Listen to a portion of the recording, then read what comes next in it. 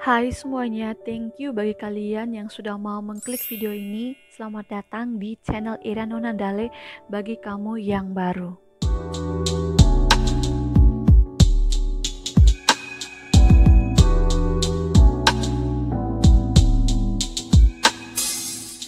Nah, di video kali ini aku akan bahas tentang pertanyaan yang paling muncul.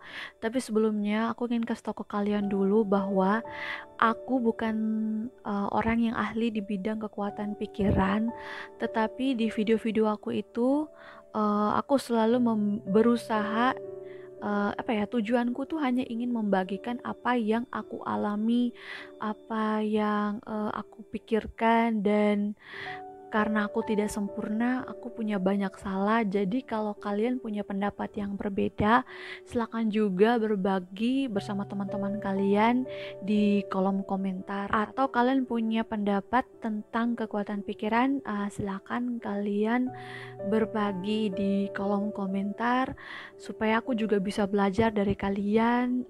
Kalau kalian mau kasih saran-saran ke aku, silakan juga kalian letakkan saran kalian itu di kolom komentar.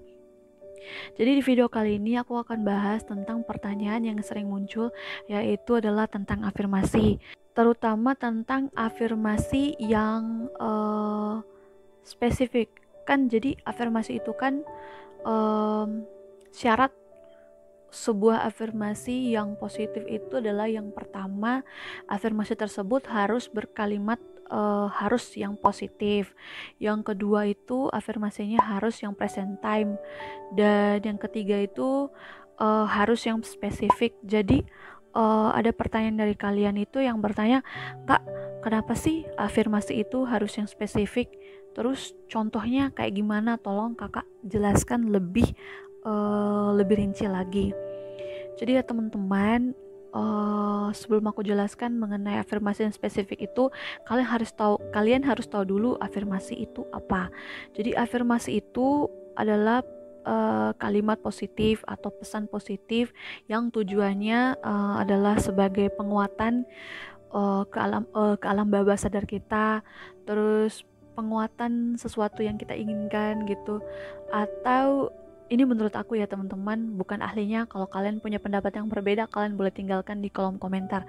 Jadi yang berdasarkan aku tahu, afirmasi itu penguatan, kita memberikan pesan ke alam bawah sadar apa yang kita inginkan.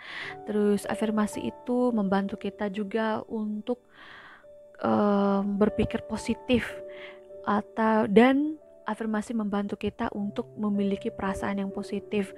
Terkadang kalau kita lagi cemas atau lagi takut sesuatu, ketika kita memberikan afirmasi yang positif, kita membantu perasaan kita untuk kita membantu diri kita untuk menenangkan perasaan kita. Terus kita membantu pikiran kita untuk dari yang tadinya negatif, kita dengan afirmasi yang positif kita mengembalikan pikiran yang negatif ke kepikiran yang positif. Dan afirmasi juga membantu kita untuk dapat bervisualisasi bagi kita yang susah bervisualisasi. Contohnya kalau kita bilang, aku sekarang sedang berpikir meja, aku sekarang sedang berpikir meja. Nah, itu akan membantu kita. Dengan kata meja itu akan membantu kita untuk berpikir, membantu kita untuk bervisualisasi tentang meja. Nah, kita ambil tujuan dari afirmasi yang terakhir itu yaitu membantu kita untuk bervisualisasi. Jadi gini ya teman-teman, kenapa afirmasi itu harus spesifik? Sebenarnya juga membantu kita untuk bervisualisasi juga. Kalau afirmasinya terlalu umum, biasanya akan susah bagi kita untuk bervisualisasi. Jadi kita kembali ke awal tadi bahwa afirmasi itu membantu kita bervisualisasi. Nah, kalau afirmasinya terlalu umum, biasanya akan menyulitkan kita untuk bervisualisasi. Misalkan kalau kita afirmasinya gini, aku sudah makmur, aku sudah kaya. Nah, ketika kamu bilang makmur atau kamu bilang kaya, apa yang mau diafirmasikan di sana kan? apa yang mau divisualisasikan dari kata makmur dan kata kaya. Jadi makmur itu terlalu umum atau kaya itu terlalu umum. Makmurnya itu contohnya kayak gimana atau kaya itu contohnya gimana.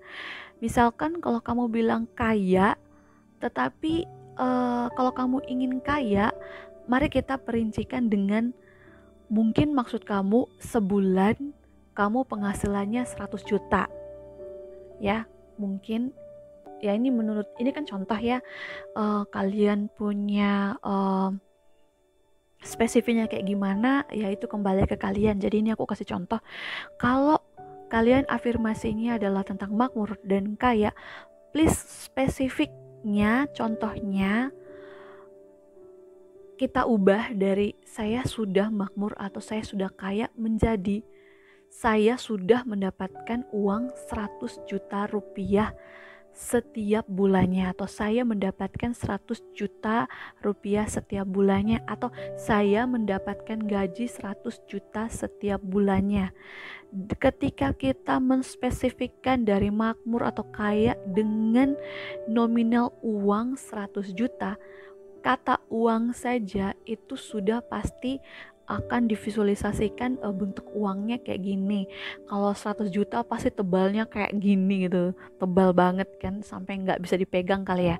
Atau divisualisasi kita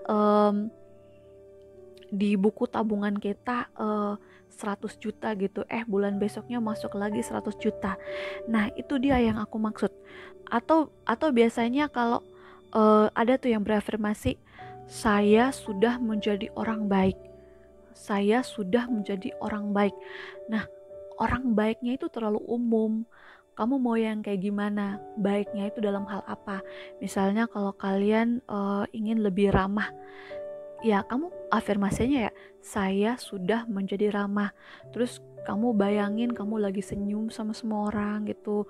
Orang tersenyum balik sama kamu, atau kamu afirmasinya saya suka beramal, atau saya suka apa ya, pokoknya yang tentang baik-baik deh gitu.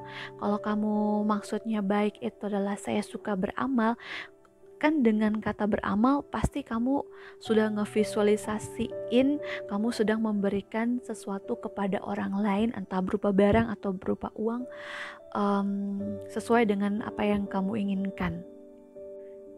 Jadi itu dia teman-teman, kenapa menurut aku kita harus afirmasinya lebih spesifik. Afirmasi yang spesifik akan membantu kita untuk lebih mudah bervisualisasi.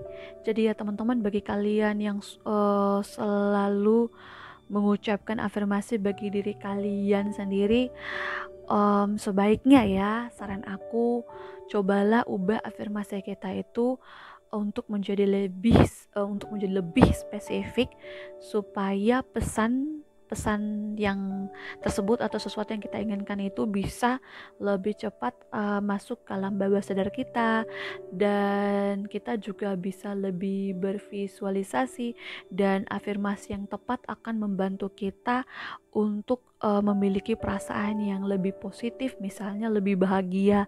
Nah, kalau kita sudah bisa bervisualisasi dan disertai dengan emosi yang bahagia, pasti segala sesuatu yang kita afirmasikan atau segala sesuatu yang kita inginkan itu akan bisa lebih cepat masuk ke alam bawah sadar kita, sehingga lebih mudah cepat terproses ke alam bawah sadar kita. Nah itu dia teman-teman video aku hari ini.